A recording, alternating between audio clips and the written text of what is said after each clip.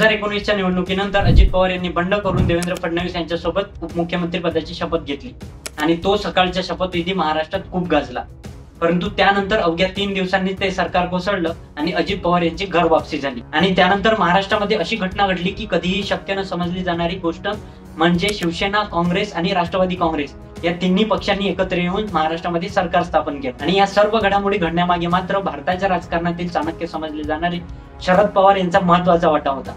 म्हटलं जातं की अजित पवारांच्या बंडामागे सुद्धा त्यांचाच हात होता। देवेंद्र फडणवीस यांचं सरकार 3 दिवसात पडल्यानंतर अजित पवारांचा बंड ही सुद्धा महाराष्ट्रातील राष्ट्रपती राजवट हटवण्यासाठी शरद पवारांची चाल होती अशा चर्चा महाराष्ट्रात व्हायला लागल्या। आणि सकाळच्या शपथविधी सुद्धा शरद पवारांच्या माहितीनुसारच घेतलं असल्याचं अजित पवारांनी त्यांच्या भाषणातून अनेकदा सांगितलेलं आहे। तर भारतीय राजकारणातील चाणक्य मानले जाणारे शरद पवार यांच्यावर अनेकदा विश्वासघाताचे आरोप सुद्धा करण्यात आलेले आहेत आणि त्यांचेच राजकीय वरिष्ठ असलेले वसंतदादा पाटील यांच्या पाठीत खंजीर खुपसून त्यांनी पहिल्यांदा मुख्यमंत्री पदाची शपथ घेतल्याचे सुद्धा अनेक वर्तमानपत्रात नमूद केलेले आहे। नेमका कसा आहे शरद पवारांचा राजकीय प्रवास आणि त्यांनी त्यांच्या राजकीय आयुष्यात कशा प्रकारे अनेक वेळा बंड केले, चला बघूया या व्हिडिओमध्ये। 83 वर्षांचे असलेले शरद पवार यांच्या राजकीय जीवनाला एकूण 5 दशकांहून अधिक काळ होतोय, परंतु त्यांच्या राजकीय जीवनाची सुरुवात झाली ती 1956 साली।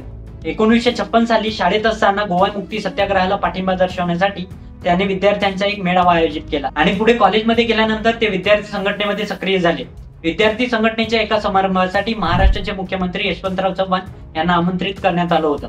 त्याच कार्यक्रमामध्ये पवारांनी केलेल्या भाषणामुळे यशवंतराव चव्हाण अतिशय प्रभावित झाले आणि पुढे चव्हाणांच्या सांगण्यावरूनच पवारांनी युवक काँग्रेसमध्ये प्रवेश केला। वयाच्या अवघ्या 24व्या वर्षी ते महाराष्ट्र युवक काँग्रेसचे अध्यक्ष झाले आणि पुढे 1966 साली त्यांना युनेस्को शिष्यवृत्ती मिळाली आणि त्याच्यातूनच त्यांना पश्चिम जर्मनी, इटली, इंग्लंड, फ्रान्स इत्यादी देशांचा राजकीय पक्षांचा आणि त्यांचा पक्षबांधणीचा जवळून अभ्यास करायची संधी मिळाली। 1967च्या विधानसभा निवडणुकीत वयाच्या 27व्या वर्षी पहिल्यांदा ते बारामती मतदारसंघातून आमदार म्हणून निवडून आले आणि 29व्या वर्षी वसंतराव नाईक यांच्या मंत्रिमंडळात त्यांचा राज्यमंत्री म्हणून समावेश करण्यात आला। पुढे ते सलग 1972 आणि 1978च्या निवडणुकांमध्ये विजयी झाले आणि 1978 मध्ये वसंतदादा पाटील हे महाराष्ट्राचे मुख्यमंत्री झाले। 1977 मध्ये आणीबाणीनंतर काँग्रेसमध्ये फूट पडली आणि काँग्रेसमध्ये इंदिरा काँग्रेस आणि रेड्डी काँग्रेस असे 2 भाग पडले। त्यानंतर यशवंतराव चव्हाणांसह महाराष्ट्रातील अनेक नेते रेड्डी काँग्रेसमध्ये गेले, मग त्यामध्ये वसंतदादा पाटील आणि शरद पवारांचाही समावेश होता। 1978 मध्ये जेव्हा महाराष्ट्र विधानसभेच्या निवडणुका झाल्या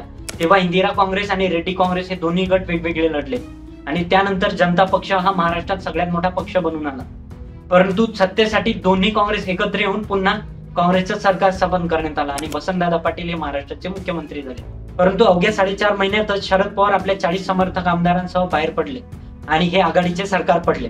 हा मात्र शरद पवारांच्या आयुष्यातील पहिला बंड होता आणि त्यानंतर वसंतदादाच्या पाठीत खंजीर खुपसला गेला असा उल्लेखही अनेकांनी केला। त्यानंतर शरद पवारांकडून महाराष्ट्रामध्ये समाजवादी काँग्रेसची स्थापना करण्यात आली आणि जनता पक्षासह इतर छोट्या मोठ्या पक्षांना एकत्रित करून पुरोगामी लोकशाही दल म्हणजे पुलोचं सरकार स्थापन करण्यात आलं आणि त्या सरकारमध्ये वयाच्या 38व्या वर्षी शरद पवार महाराष्ट्राचे सर्वात तरुण मुख्यमंत्री बनले आणि आजपर्यंत ते महाराष्ट्राचे सर्वात तरुण मुख्यमंत्री राहिलेले। त्यानंतर 1980 साली इंदिरा गांधी पुन्हा सत्तेत आल्यानंतर त्यांनी त्यांच्या विरोधी पक्षातील सर्व राज्यांच्या सरकार बरखास्त केल्या आणि त्यात शरद पवारांचे सरकारही बरखास्त करण्यात आलं। 1980च्या विधानसभा निवडणुकांमध्ये इंदिरा काँग्रेसने 288 पैकी 186 जागा जिंकल्या आणि त्यानंतर बॅरिस्टर अब्दुल रहमान अंतुले हे महाराष्ट्राचे नवीन मुख्यमंत्री झाले। त्यावेळी शरद पवार हे विधानसभेतील प्रमुख विरोधी नेते होते आणि दरम्यान 1984 साली त्यांनी लोकसभा निवडणूक सुद्धा लढवली। 1984 साली ते पहिल्यांदा बारामतीतून लोकसभा सदस्य म्हणून निवडून गेले, परंतु त्यानंतर लगेच 1985 साली विधानसभा निवडणुका आल्या आणि त्या निवडणुकांमध्ये शरद पवारांच्या समाजवादी काँग्रेसने 288 पैकी 54 जागा जिंकल्या। परंतु 1987 मध्ये शरद पवार यांनी पुन्हा राजीव गांधी यांच्या उपस्थितीत इंदिरा काँग्रेसमध्ये प्रवेश केला आणि 1988 मध्ये ते दुसऱ्यांदा महाराष्ट्राचे मुख्यमंत्री झाले। त्यानंतर पुन्हा 1990 मध्ये विधानसभेच्या निवडणुका आल्या आणि काँग्रेस पक्षाने 288 पैकी 141 जागा जिंकल्या। परंतु महाराष्ट्र स्थापन झाल्यानंतर पहिल्यांदाच काँग्रेस पक्ष बहुमतापासून दूर होता आणि त्यामुळे शरद पवारांनी अपक्षातील 12 आमदारांच्या पाठिंब्यावर मार्च 1990 मध्ये तिसऱ्यांदा महाराष्ट्राचे मुख्यमंत्री पदाची शपथ घेतली। 1991च्या लोकसभा निवडणूक प्रचारादरम्यान राजीव गांधी यांची हत्या करण्यात आली आणि त्यानंतर पी.व्ही. नरसिंह राव हे काँग्रेसचे नेते म्हणून निवडण्यात आले। 1991 मध्ये काँग्रेसचं सरकार आल्यानंतर पी.व्ही. नरसिंह राव हे भारताचे पंतप्रधान झाले आणि केंद्रीय मंत्रिमंडळात शरद पवारांची संरक्षण मंत्री म्हणून नेमणूक करण्यात आली। त्यावेळी महाराष्ट्राचे मुख्यमंत्री म्हणून सुधाकरराव नाईक यांची नेमणूक करण्यात आली होती। परंतु अंतर्गत मतभेदांमुळे सुधाकरराव नाईक यांना काहीच वर्षामध्ये राजीनामा द्यावा लागला आणि पी.व्ही. नरसिंह रावकडून पुन्हा शरद पवारांची नेमणूक करण्यात आली आणि मार्च 1993 मध्ये शरद पवार यांनी चौथ्यांदा महाराष्ट्राचे मुख्यमंत्री म्हणून शपथ घेतली. 1995च्या विधानसभा निवडणुकीमध्ये पहिल्यांदा काँग्रेस पक्षाचा पराभव झाला आणि महाराष्ट्रामध्ये शिवसेना भाजप युतीचं सरकार आलं आणि युतीच्या सरकारमध्ये मनोहर जोशी यांची मुख्यमंत्री म्हणून निवड करण्यात आली आणि त्यानंतर शरद पवारांच्या आयुष्यामध्ये सगळ्यात मोठं राजकीय वळण आलं ते 1999 मध्ये. 12वी लोकसभा बरखास्त झाल्यानंतर 1999 मध्ये पी.ए. संगमा आणि तारिक अनवर यांच्यासह शरद पवारांनी 13व्या लोकसभेसाठी इटलीत जन्मलेल्या सोनिया गांधी यांचं नाव पंतप्रधान पदासाठी जाहीर करण्यात येऊ नये तर इतर कुठल्याही व्यक्तीचा पंतप्रधानांच्या उमेदवारासाठी जाहीर करण्यात यावं अशी मागणी केली आणि त्यानंतर पुढील 6 वर्षांसाठी शरद पवारांसह या दोघांची काँग्रेस पक्षातून हकालपट्टी करण्यात आली आणि त्यामुळेच नंतर 10 जून 1999 रोजी शरद पवारांनी राष्ट्रवादी काँग्रेस पक्षाची स्थापना केली. त्यानंतर 2004च्या लोकसभा निवडणुकांमध्ये सोनिया गांधी यांच्या नेतृत्वाखाली काँग्रेसचं सरकार आलं आणि डॉक्टर मनमोहन सिंग यांना पंतप्रधान करण्यात आलं. त्यावेळी अनेकांचं असं मत होतं की शरद पवारांनी जर इटलीच्या मुद्द्यावरून बंड पुकारला नसता तर मनमोहन सिंग यांच्या ऐवजी शरद पवार हे भारताचे पंतप्रधान राहिले असते. परंतु ज्या पक्षातून शरद पवार हे विदेशीच्या मुद्द्यावरून बाहेर पडून आले होते त्याच पक्षासोबत आघाडी करून पुढे 10 वर्षे ते भारताचे केंद्रीय कृषी मंत्री राहिले. दरम्यानच्या काळात त्यांनी कृषी क्षेत्रासंबंधित अनेक मोठे निर्णय घेतले परंतु महाराष्ट्र आणि देशापेक्षा त्यांचा भर मात्र बारामतीवरच होता असा आरोपही अनेक वेळा करण्यात आला. पुढे 2014 साली नरेंद्र मोदी यांच्या नेतृत्वामध्ये देशामध्ये आणि देवेंद्र फडणवीस यांच्या नेतृत्वामध्ये राज्यामध्ये भारतीय जनता पक्षाचं सरकार आलं आणि 2019 मध्ये मात्र महाराष्ट्रातलं सगळ्यात मोठं राजकीय नाट्य सुरू झालं.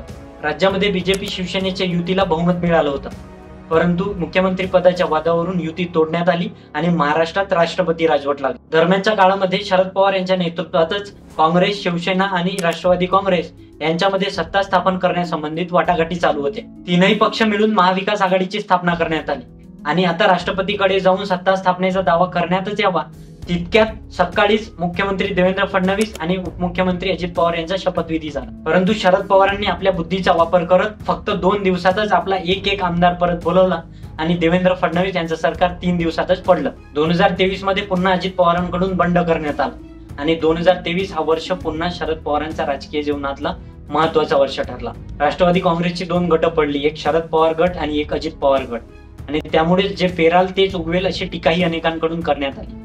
त्यानंतर 6 फेब्रुवारी 2024 रोजी या प्रकरणी निकाल देत निवडणूक आयोगानं राष्ट्रवादी काँग्रेस पक्ष आणि चिन्ह हे दोन्ही अजित पवार गटाला देण्यात आलं आणि त्यामुळेच हा शरद पवारांना खूप मोठा धक्का मानला जातोय आणि शरद पवार गटाकडून राष्ट्रवादी काँग्रेस पक्ष शरदचंद्र पवार हे नाव आणि तुतारी हे निवडणूक चिन्ह निवडण्यात आलं आहे.